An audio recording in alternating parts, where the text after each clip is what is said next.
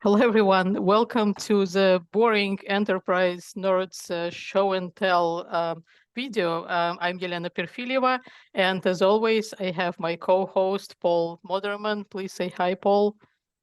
Hi, Paul. Hi, Paul. And we have very exciting guest with us today. It's Timo Elliott. Timo is VP and Global Innovation Advocate for SAP. I'm very curious to hear more about this title. Timo, why don't you tell a little bit about yourself? Thank you. Hello, everyone. Yes, Timo Elliott. I'm an innovation advocate or evangelist. And my role at SAP is to work with organizations who are on the leading edge of using our latest technologies and try and share those stories with as many people as possible so that we can all be better off. So I work closely with the Innovation Awards, for example. 2024 Innovation Awards are in the pipeline. So if you haven't already put in your entry, please do so. Oh, cool. Plug. Yeah, Sure, quick plug already. Nice. Nice. No, but I mean, I'm a big believer in as much information as we can give that really helps people on deployment. So I also do things like a regular podcast series called SAP Customer Conversations, and we do a video for people who've been using SAP BTP in particular for innovation projects and how they did it and what problems they had and how they overcame those problems. So we talk a little bit about the business and the value, but really try and focus it on what are the lessons learned that other people can learn from. 30 years in total with SAP technology, starting with business objects, which was required by SAP in 2007. Yeah. Business Subject's still going strong. Good old Bob G. Awesome. So the reason why we have Timo today is obviously not to talk about SAP BTP, but the subject of today's show and tell is presentation in general. So we're going to talk about presentation skills, how you can get better at presenting. And I think, Timo, with all of your background, you're the perfect person to talk about it. Obviously, Paul and I are somewhat semi-experienced presenters, or would like to think about ourselves like that. But I'm really very, very excited to hear your tips and tricks and your stories. Yeah. Well, certainly, I present a fair amount, but between us, I think how many presentations did we collectively watch last year? It must have been in the hundreds, right? It has to be. Yeah. So, it has to be in the hundreds. Yeah. So as every superhero has an origin story, and similarly, all of us, we did not just were born like amazing presenters. So I'm really curious if you guys can share your origin story. How did you start specifically? How did you basically get really good at presenting? Timo, if you could go first, that would be great. Sure. So I was a really shy kid, first of all, super nerdy, early computers, learning BASIC and things like that. After university, I ended up in this French startup, Business Objects, and I remember vividly the very first time I had to stand in front of a crowd. All I had to do was just introduce the CEO at the time, and I was incredibly panicked and stressed, and honestly, one of the toughest days of my life. Wow.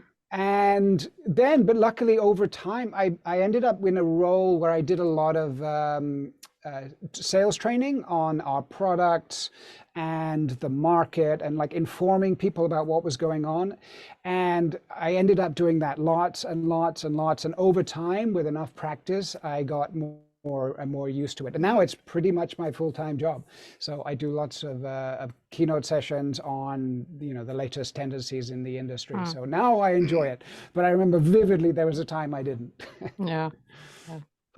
Paul, do you want to talk a bit about your origin? Yeah, my superhero origin story in this world is, so the motivation can be boiled down to one word, and that word is girls. But that's because when I was a kid, I switched schools to a new high school, and I just didn't know anybody. And there were some cute girls that I was interested in who were really into theater. And so I auditioned for some theater shows, and I wound up kind of almost falling more in love with theater than with any one particular girl that I was kind of trying to be like, trying to meet or whatever. And so when I started giving presentations as a techie, I had already gone through years and years and years of performing in front of people as a theater practitioner, because I have a degree in theater from college. I've done, Oh, wow. dozens and dozens of shows on stage, and you really develop a sense of like when you're performing in theater, you develop this like sixth sense for like, are the eyes of the audience where they should be?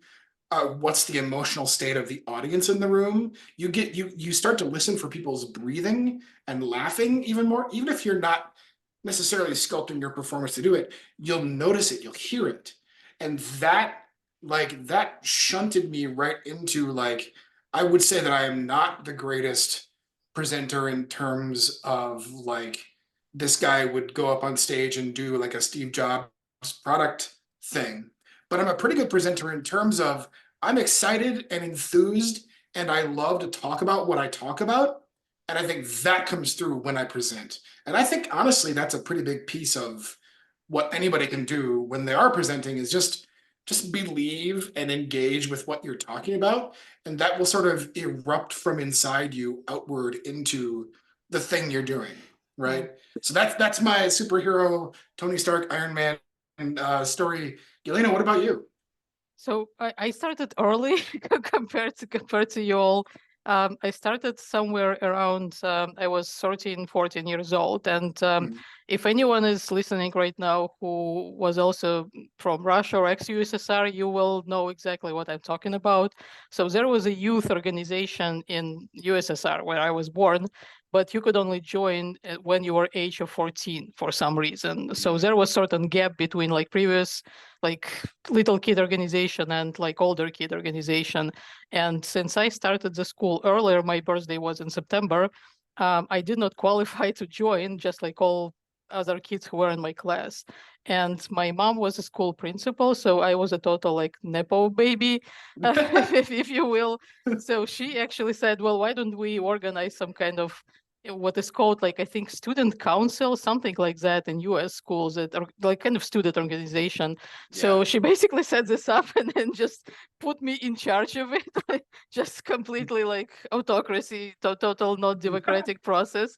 And she was like, okay, here is your first like assembly of all the students, and now you need to talk about some kind of student stuff. So like, okay, I don't know. So I was super nervous, and I had all my speech written up. I also memorized just the introduction. And I think that tip actually worked for me very well in later years because I know in advance I'm going to get nervous. So I try to just commit to my memory at least the first sentence or a few, so that I have very good start. And after that, you can just catch your breath and continue. So yeah, thank you everyone for sharing very interesting stories. So to move on with our conversation, we started survey online just a few days ago about what do others think about presentations in general, what are good and bad things, etc. It was super short, just three questions. So I'm going to share the results with you, and we can talk about it. So the very first question was, is quality of technical presentations? That's I was kind of trying to focus on technical only because that's what relates to all of us. And surprisingly, about like 16.7%, they don't really care about quality. I really would like to talk about this demographic later, maybe. Yeah. Like what is wrong with you So people? yeah, so just to be clear, so the 5 was really important and the 1 was not at all important, right? Yeah, Something yeah, like that. exactly. So one was I don't care about quality as long as I get information. And 5 was I really don't want to roll my eyes as I'm watching the presentation. But I think 4 and 5 is pretty much like, yes, I care like rather than do not care. And I think it's a good percentage, definitely more than 50 who actually feel somewhat interested in quality of presentations. What do you think about this answer? Well, I think it might be interesting because it might be that the people that put 1, maybe they're the people that are reading the slides. You know those Yeah. slides with all of the text on? Yeah. So maybe they're just grabbing the deck and ignoring anything the person's saying. just give me the slides, like forget presentation. Yeah, it's interesting. Yeah. I mean, They're just doing people, their email, right? Okay, I've got yeah. it now. I know people like that who do say, like, I just want to extract the thing that I wanted from it. And like, I mean, I've seen people just get up and leave once I said the thing that they wanted to hear, right? Which like, you just kind of got to develop a thick skin of like, hey, they got what they needed, right? They got what they needed. Yeah, that's 100%. You did your job. That's perfect. Yeah. That's 5 out of 5. So I guess the lesson for everybody here is if everybody gets up and leaves when you speak, that's a great thing because they got what they needed. They got what they needed. I hope that is the case and not that they're like, okay, I'm out of here. All right, so next question was about presentation pet peeves. And this had predefined answers and people could like say like, yes, maybe, or kind of, no, I don't really care about it. So here, orange line represents, yes, the one on the right. This was maybe slightly biased because I pre-populated those options. I'm sure there are more, but I think this is pretty typical based on our all's experience.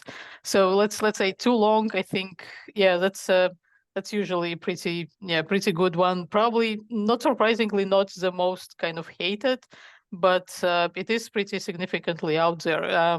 Then text-heavy slides. That's definitely, I think, everyone's top one pet peeve of all times about presentations, and I think we will talk about this specific issue later on. Then diagram from hell, strangely, it was kind of not very, yes, maybe, I guess maybe techie crowd actually wants to see those diagrams. I don't know. I think so. My conclusion is that, yeah, people kind of want diagrams, right? They don't want the ones from hell, but they definitely want diagrams, I think. Yeah. So yeah, interesting. Also, other kind of strongly hated items, marketing speak, and surprise. Actually, I didn't think this would be. It would be like, yeah, maybe like, but surprisingly, quite a few yeses where the speaker is just unprepared, and we have seen quite a few of those at live events where speaker just shows up. Oh, someone just gave me the slides, and like I've never seen them. It feels so rude, doesn't it? Yeah. Like you've got 100 or, a dozen people or 100 people and they've spent all of this effort and people have organized this event, and suddenly somebody clearly hasn't considered it worth their while to practice or get organized. I think it speaks to, like, I think listening is probably just as invested an activity as speaking is. And I think if you as a speaker show that you are unprepared, you have just created an imbalance, because the people who are there to listen, they are directing their mental energy to, I'm spending my time here to get something. And if you're telling me, I just got this PDF from my boss 10 minutes ago, then you just told them your time is not well spent in that chair that you're in right now. And it also goes back to something that you mentioned, that it's about sharing your passion, your interest, right? And they're indicating they're not even interested themselves in what they're presenting at a certain level. Yeah, I would say my immediate reaction to those statements would be like, well, you should have just canceled the session. I mean, if you're not prepared to speak, if you're totally not ready, then don't waste our time. Just cancel and say, here are the slides, send us the slides and we'll sort it out. Or open it up for the group. I mean, if it really were to happen, open it up for the group, because at least I find a lot of these audiences know as much as the presenter in terms of the technical knowledge. So you you could even do a Q&A with even if the presenter doesn't turn up, you could turn it into a Q&A, and I'm sure the audience would do a pretty good job of answering the questions themselves. That's a good point. That's a good point. Yeah, exactly. I think if you have not seen the slides, you're not prepared to present them, then just toss the slides and just say, hey, but providing you actually care about this. So if you don't care, then just cancel to me.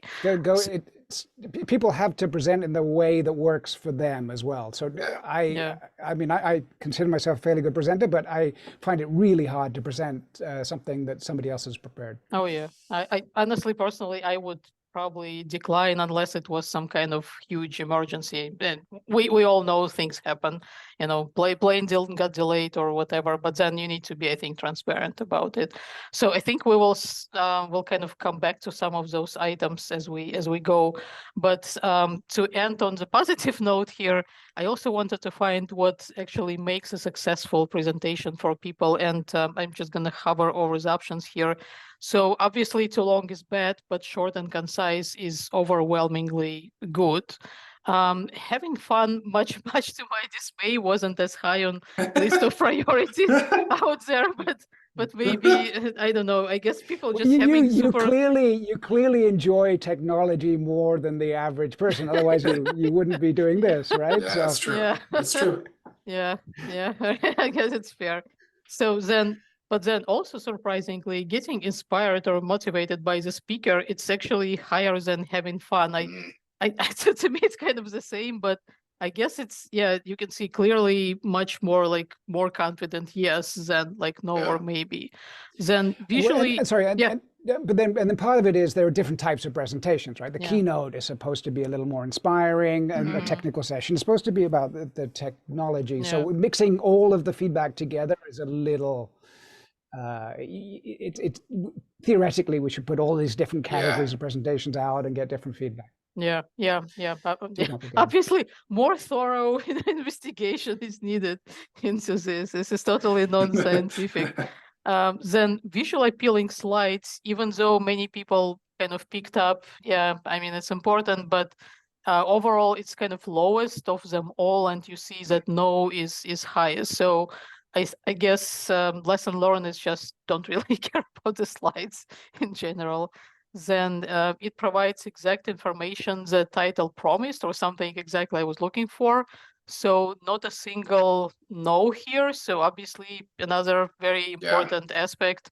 If you have something in your title, it's like Chekhov's, I think, if there is a call to your theater background, if there is a rifle on the wall in the first scene, it needs to somewhere there needs to be shot. So similarly, if you declare that you're going to talk about something, then actually talk about it. And then not a sales pitch, super high. That was also kind of surprise to me. Very, very high yes count here. People are so tired of sales pitches. So that's not surprising to me. I hate feeling like it's just a sale to me, because what I feel like is that metaphorically speaking, that presenter is walking into the room and they've got like a miner's pick in their hands, and they're just trying to extract gold from me by beating me over the head with information. They're not trying to engage and create a shared environment of learning, of success, of being together. They're just they turn on their miner's drill and they're just drilling inside me to pull dollars out of me. If I feel like I'm being sold to, I've never gone to a presentation yes, I want to be sold to, and maybe some people have, but how is learning and inspiration not the top? That's the reason to go, What gets me is that we're saying, it's not a sales pitch. It can't be a sales pitch if most people hate it. Right? It's so anti-sales then. It's just it's like when I hear people say, "Oh, I want a real presentation, not just marketing," but marketing that is pointless. Why? It's not marketing, right? It's just bad. That's bad. So I think. When people say not a sales, they don't want a sales pitch. I think it's a certain type of bad presentation we're talking about. Really, it's one that's ignoring the needs of the audience, because they're not even. I mean, if you really want to sell, tell the audience something that helps them buy, if you like.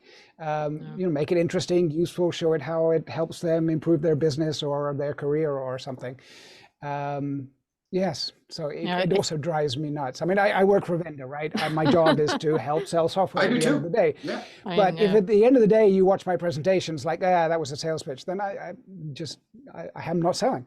Yep. Yeah, I mean, I mean, both Paul and I, we work for SAP Consulting, so we also do have stuff to sell, and sometimes you just need to sell your idea in a way. But I think a lot of it maybe comes to this item as well, where the title might be, oh, we're going to talk about something in general, and you're interested in general, so you show up, and then, yeah, so there is like this idea, this technology, and we have a solution for it. And now for the rest of Right. like 40 minutes, I'm going to talk about just our solution. Like, Yeah. So there's do a like, bait and I mean, switch. yeah. Yeah. So yeah, Talking too that's, much about the technology and not about what you can actually do with it, not giving real world yeah, examples, yeah, not talking about potential challenges and how you could overcome them. There's yeah. there's a lot of elements we associate with quote unquote sales pitch that should be in a good presentation. Yeah.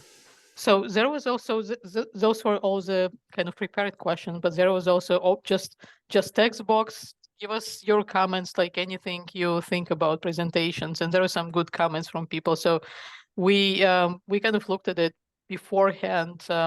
Timo, do you have any specific comments that Yeah, kind of stood no, out I to think you? we should just go. So first, I thought these were Mm-hmm. great comments. So thank you so much for the Yes. people that took the Yeah. time Absolutely. to take. So I mean, I think maybe we should just sort of go through them, and if there's ones, like, as we go Sure. through them, I'm Yeah. sure there's Yep. going to be so concise and so succinct. As a lot of people talk too much to make the same point again and again, and then they say the same point again and yet again. The one that's up there that says talk to the audience like a human being. I think there was even another comment that mentioned humanness Yeah. too. And Yeah. I picked that right out because Yeah. to me, and especially coming from where I came from to get to like techie presentations, Mm. theater is all about being human, right? And I feel like sharing that with one another is exactly the way that a presentation becomes more than just shouting into a microphone and blasting a slide deck, right? That's when it becomes an actual living thing. That's when it becomes, I think somebody mentioned this too, it's a story then. A story is the most powerful single thing out of this whole mess, in my opinion. A story is the most powerful single thing in this whole mess. And if you feel like a human is telling you that story, then it almost doesn't even matter what you're saying because you've done your job in the connection side of it for that stuff. Yeah. Yeah. And I think people know they're supposed to tell stories, and then sometimes you hear these like really evolved stories. And I think story just talks about something that happened to you, Yeah. rather than being a theory discussion. Yeah. It's like, I actually, I was talking to this person and they had this problem, and this is how we overcame it. And just talking about what actually happened to you, making it real in that sense, I think makes it, human relatable. Yeah, and I think you can just take pretty much this sentence and just put it on the wall in every room where any presentations are happening. I think that's another comment So also the big mentioned. takeaway: go out there and practice being human. Yeah. There you go, guys. You can leave now. Get in your being human reps. Yeah. Yep. Right. So what else stood out to you? Well, so being truthful. I mean, it's like it's kind of scary that somebody should have to say that, isn't it? But I do find that people do. There's a couple of variations of not. So one is people are not, vendors in particular, not truthful in that they exaggerate how good it is or how ready it is and things like that, and you just you ruin credibility, and credibility is incredibly important, because any vendor that goes and says the stuff that isn't true is going to catch up with them. It's a small industry ultimately. We all know each other one way or another, and it's much better off just telling the truth. And then there's this, like, the whole truth. The best presentations where people can open up and talk about what went wrong. That's hard to do, and people are reluctant to do, and nobody wants to talk badly about things. It can be delicate, obviously, if it's your company that's involved. They don't necessarily want to talk about things that didn't go well, but it does make presentations more interesting and useful and human. Yeah, and I think, and you can see like honesty also goes, also mentioned here in very, very bold Yeah, there's a whole letters. bunch of them. Yeah, it's I mean, like all, clearly, be pretty more much human and be more honest. exactly. Yeah, pretty much every comment mentioned it. I think some vendors or some presentations rather, they fall into that pit of partial honesty, I would say, because sometimes there can be, let's say, I can give example from specific presentation, not going to name names, but it went something like this. I was in the audience and presenter was one of those who just got their slides 10 minutes ago. And a lady from audience, she asked very specific question. And I knew something about the subject. My immediate answer would be no, and then I would explain in detail. But surprisingly, presenter very enthusiastically said yes. And I looked at him like, why is this yes? It's not really no. But as he started explaining, I felt, well, it's actually one of those yes, but actually no kind of replies. But he never did that no part. He just went with like enthusiastic, yes, it does, exactly like you're saying. Like, no, she had very specific question. And in all fairness, it doesn't do exactly that.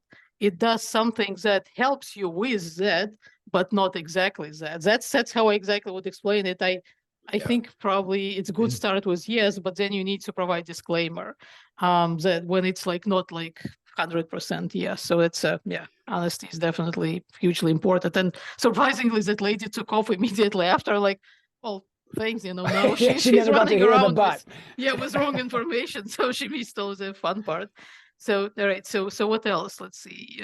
I think honestly, too, you could even draw a dotted line in the same topic to the demo mentions here too. Like demos are honesty made concrete. Don't fake your demo. Yes, I mean, boy. So always like a pre-recorded demo or like a pre-prepared demo, that's fine as long as you tell people that. What drives me nuts is where people do a demo that is fake, but they don't explain it's fake or it's exaggerated. Or Google Gemini got in trouble for this recently. You know, their Ultra launch, right? They had this incredible video with functionalities that apparently it does do. It's just they put it in a form of video that oversold what it can do, at least right now. I wrote a whole blog post about how that grinds my gears. Yep. That's big news.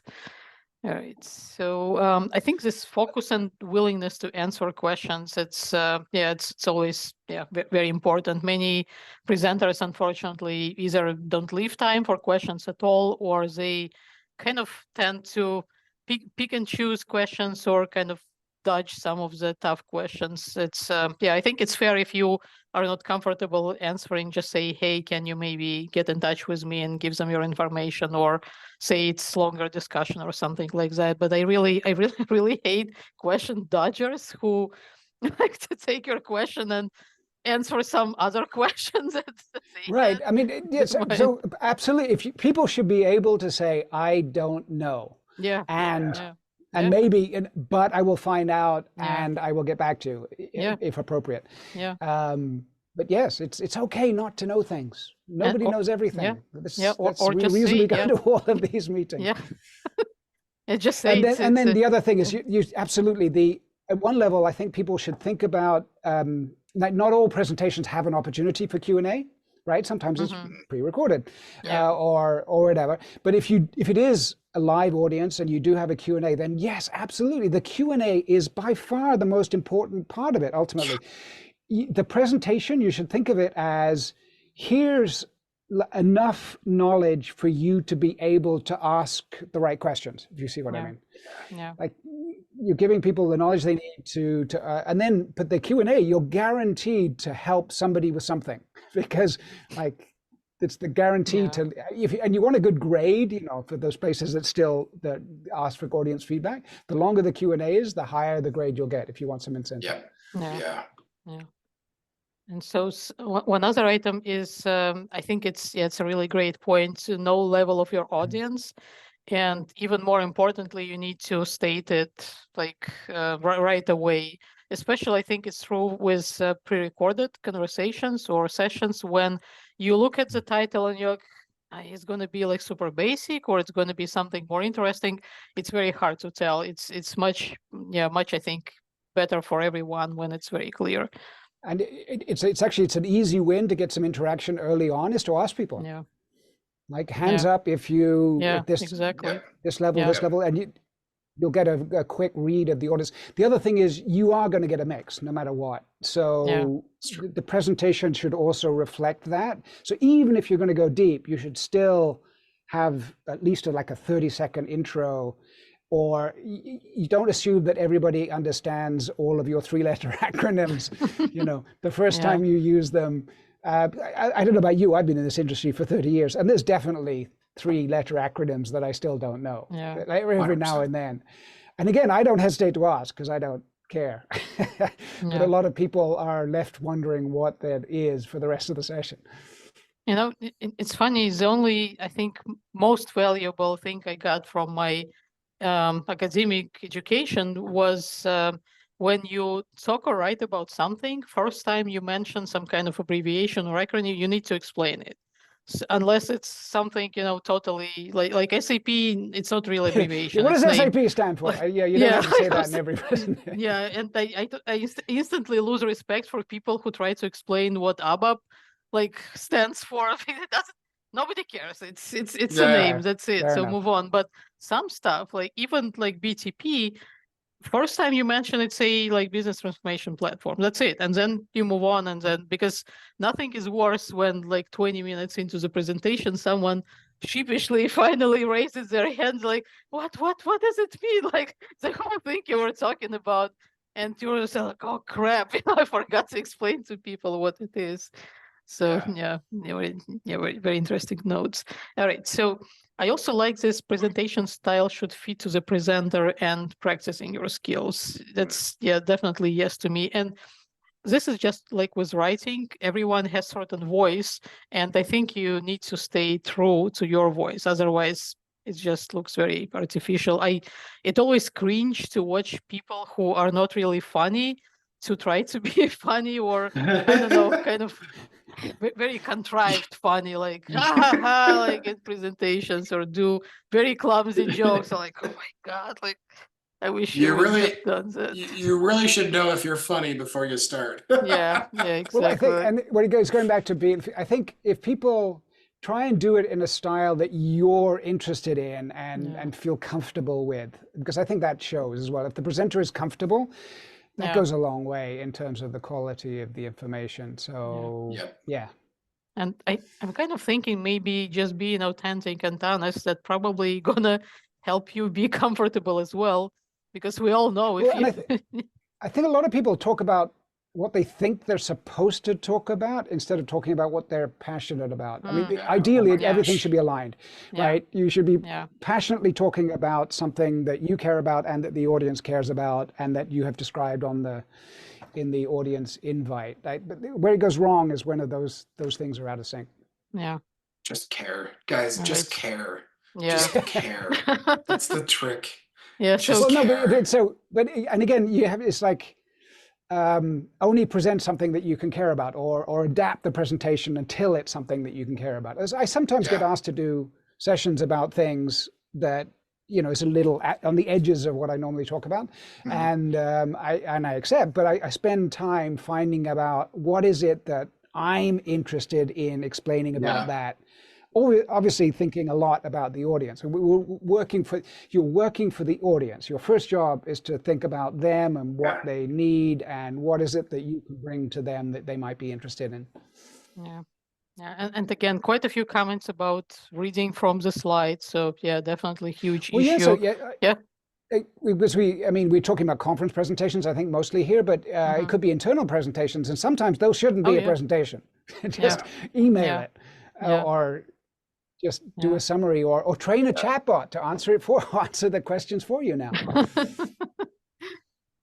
And it's a good point, because internal presentations, they also shouldn't suck, because your colleagues are also your customers, and I think taking the same level of care that you would apply to be your presentation is just professional behavior.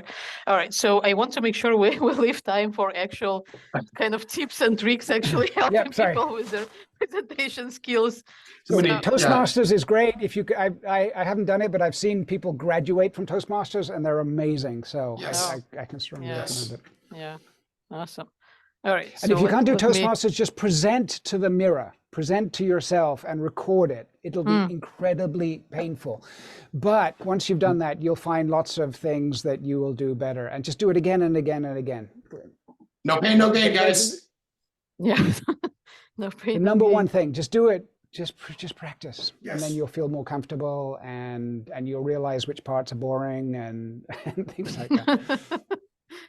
All right, so let's try to provide some maybe practical tips that people who watch this can immediately take some kind of action on. Timo or Paul, I don't know if you have your solutions, especially to this wall of text slide. So if someone is dealing with this type of information, like I really need to give people a lot of information, what would you suggest to them? I have an AI tip actually. From the AI tip, okay. Yeah, Go ahead, like Paul. my thing would be here's a quick, like, if you're unfamiliar with this or you're unskilled at this, literally ask ChatGPT to boil down or break down. Like if you have an idea of something you want to say, just like barf out the whole thing and ask ChatGPT to give you a couple bullet points about it, because you already know the thing already. And that is like a language model is tuned to do that. Like, I mean, obviously, if you want to do it other ways, you can do it that way too. But like, this is a shortcut. This is a hack. Just take what you want to say, ask ChatGPT to boil it down or condense it. There you go. Boom. I find it's also, I mean, maybe we should just let the avatars do our presentations for us. So maybe that's coming. But I do find it's a great brainstorming tool. So I've done it several times myself. I've got a layout. I know what sort of things, but like boiling it down, making it crisper. Sometimes I ask it to help me with like the phrasing. Yeah. Analogies is actually really good at analogies sometimes. Yeah. My wife works for a genetic startup, and I couldn't really understand what they did, and I fed it in. I just said, go to the website and tell me what they do in the form of analogy, and it was great. It really simply, I got a much clearer idea of my mind now of what they do. So yes, great, because you the human just need to bring the thing you want to say, and the tool can just help you make it sharper and clearer. Like it still starts with you, and the tool just helps you sharpen. That's what it is. It's like a calculator for for words. Maths, you use a calculator. It just helps you do the maths better and faster. It's like that for writing. I think is a good way of thinking about it. I have actually a bunch of frameworks I use as I preparing presentations. So let me just go through one of them quickly. Please. So just first start with the 3 W's. So first, why are you doing presentation in the first place? What's the purpose of it? Maybe it should have been a document. Maybe it should be a discussion. Just like why. Like we just take a step back, because people jump in and they're like, oh, I'm going to do the presentation. Just why are you doing it in the first place, including your own motivations. Then the second, the biggest one, who are the audience? You are working for them. What are they hoping to get out of it? What's their profile? What's their experience? What kind of a presentation will they most appreciate? What are they going to do with that information? Really thinking long and hard. Now, often you won't know this because you don't really know the audience. Do whatever you can to meet some of the people who might be in your audience, if you like, or at the start, check your assumptions about what you think before you go ahead. We did this survey, right? In order to get some feedback on what we're going to be talking about in this session. I think it makes it more interesting for everybody. And then the last W was what? Like what can you cover? What is it that you know are interested in that can provide value to other people? Like start from what is the presentation that only you can give? Some of that's going to be technical, like the knowledge, but especially only you can give the context of how you learned that. Was it in a real world situation when you deployed something? That's like gold, right? For other people, they really want to hear real world deployment stories. So that's a great place to start. Awesome. That's a beautiful boil down. Thank you for that. That's And there are many recommendations online, obviously, how to do better PowerPoint presentations. And if you're doing like not maybe some kind of grand presentation, but something quick for colleagues, so far, I think simply breaking down the slides in shorter points using either AI tool like Paul suggested, or just your own kind of thinking, and just having the point on the slide and talking about it, maybe with some picture, something visual, or your kind of thinking about it as a performance. Yeah. Because it is a performance. People could always find that same information online somewhere, or they could ask ChatGPT. Yeah. So the fact that you're doing a presentation, it is like you're on stage. Now, it's not Romeo and Juliet or but yes, try and, like you talked about the importance of the rhythm, the audience, and making them engaged. So just like breaking up, so it's not just slide, but put in a demo, put in some data that is like people like them, or pictures, not pictures just to look pretty, because I hate just pretty pictures that have no point. But a picture that helps people remember something, that can, I mean, I literally have people coming up to me. It's like, oh, I remember a presentation you gave 3 years ago, and I don't remember anything about it except this one slide when you had, and it's always a picture that helped anchor a concept that they found interesting. So so like vary it, include some. One of the comments said this: make it specific for that audience if you can, like really the event or the so on. And yes, and we talked about the importance of just practicing, like go through, make it interesting, vary it up, audience interaction, and it can be. This, again, just read articles on how to do audience interaction, include some of it, but it's specific points. Like when you've done the presentation, like, oh, there was a lull there. I should have had some interaction there, and figure out what's the most valuable interaction you could do. Timo, can I just go off topic here, or not off topic, let's say off outline here. I want to go off outline for a second. Elena, I apologize. I'm just going. Oh boy! No, so what I like. Don't be afraid to go off topic. I would love to hear, like, if you have any, like a disaster story, right? Of like a presentation or a talk that just went off the rails or wrong, and maybe either just let's look at the burning wreckage, or like even some tips and tricks on like recovering from something like that, right? Well, so that's great. So number one is technical problems. They're just everywhere, always. So first, I mean, the biggest thing is expect technical problems. Arrive early. Check that your computer connects, that they've got your presentation, that it's the latest version. I can't tell you the number of times when people go, oh, they don't have my latest presentation. Check, go early. Then get ready to shout if the microphone doesn't work. And I mean, it's happened all the time where things go wrong technical, but I'm expecting it, so it's not a problem. You just keep going. The screen goes blank, doesn't matter. Open it straight to Q&A. I mean, try and take it in your stride as much as possible. And again, if you've rehearsed, you could do the presentation without any slides anyway, because you've got the framework in your head.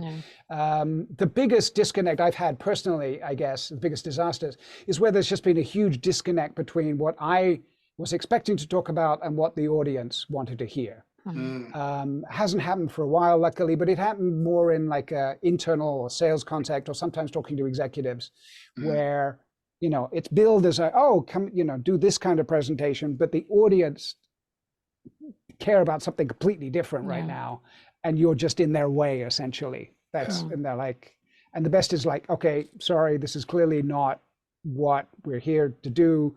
There's been a mismatch. Let's just stop this, go to the next session, and we'll reschedule for another time, something like that. I think it's I guess main learning point is be prepared first of all, to avoid the situations. But if something happens, I think Timo's point, just stop it and kind of reschedule, move on. It's sometimes actually very, very good option. Don't waste people time. Pretend to have fun. That's and if you pretend hard enough, you might actually have fun. So just will the fun into existence out of Exactly. nowhere. Yes. I'm hating every minute of this, but you can't tell. So interesting tips that I have learned from Martha Stewart, of all people. And for those who don't know, Martha Stewart, she's like an icon in I don't know, American kind of housekeeping and cooking, baking, all that style, design, what's not.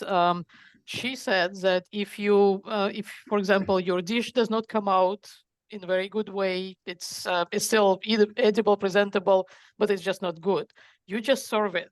Do not apologize to people. Do not tell anyone like, oh, it's not really here, here it is, but it's not very good. Yeah, Don't say it just makes everyone uncomfortable. So you just kind of put it out and that's it, with a smile and very confident. So I think it's her other lesson was don't do insider trading, if I remember right. that's a lesson that she should have learned. Yeah, unfortunately, but yeah, she still had some good times. All right, so we have just a few minutes left from plan time.